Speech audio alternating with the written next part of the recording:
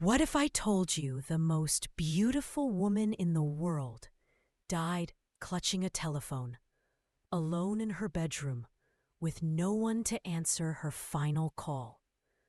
The woman who made millions of men desire her and millions of women want to be her died with one simple, unfulfilled wish: to be truly loved.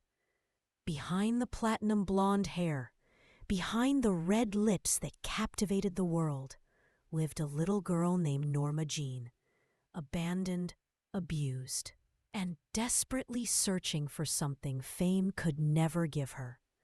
Welcome to the untold story of Marilyn Monroe, not just a Hollywood icon, but a woman whose beautiful smile masked a lifetime of silent tears.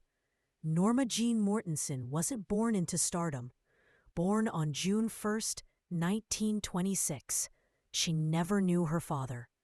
Her mother, Gladys, suffered from paranoid schizophrenia and was institutionalized when Norma was just 7 years old. That day, her life shattered completely. No father, no mother, no love, no home. The next decade became a blur of foster homes, 11 in total. She slept on cold beds, wore old clothes, and ate alone. In one foster home, she was sexually abused. No one believed her when she spoke up. This was when she first crafted that famous smile, not from joy, but as armor against pain.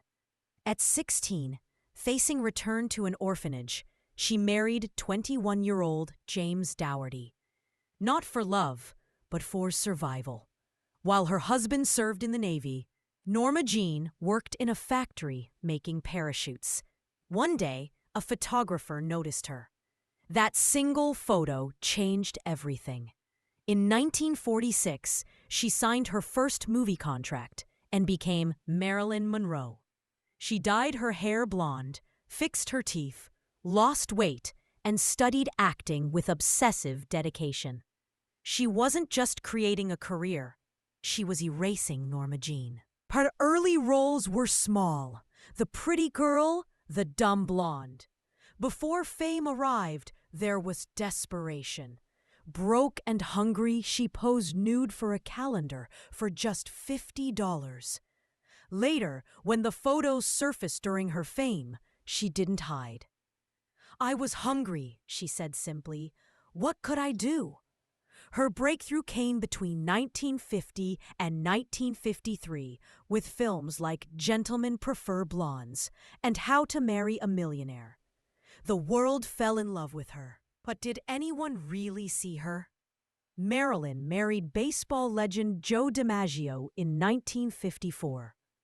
He loved her deeply, but couldn't bear how men looked at her. After the famous scene with her white dress blowing up, he was furious. That night, he hit her.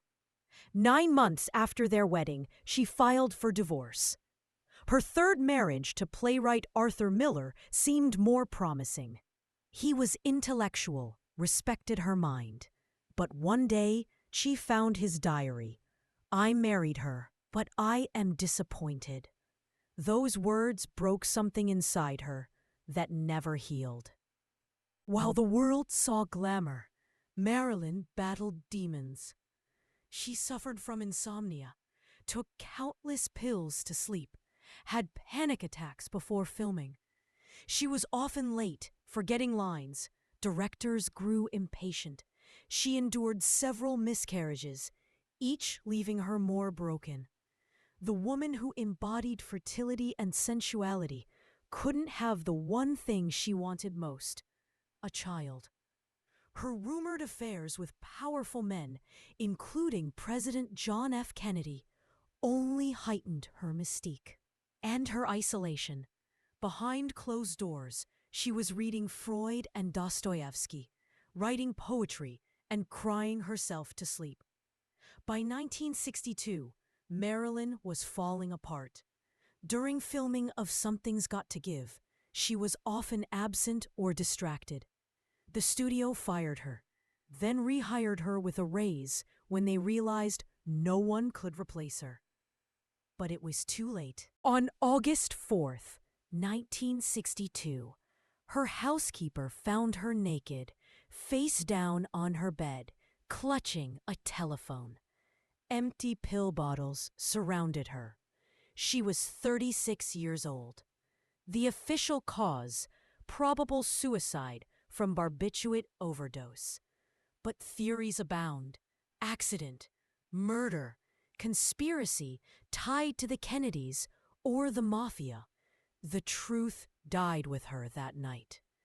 After her death, Joe DiMaggio arranged her funeral, allowing no Hollywood figures to attend. For 20 years, he sent fresh roses to her grave 3 times weekly. He never remarried.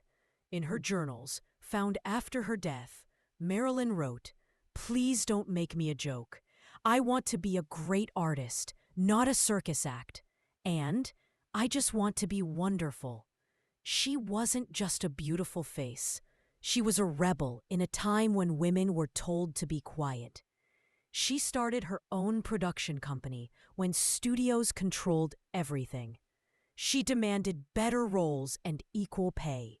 She spoke about depression, abuse, and loneliness when society demanded silence on such topic. 5 decades later, Marilyn remains everywhere, in fashion, music, art, and our collective consciousness.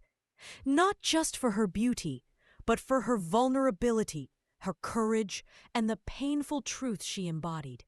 That even those who seem to have everything can feel deeply alone.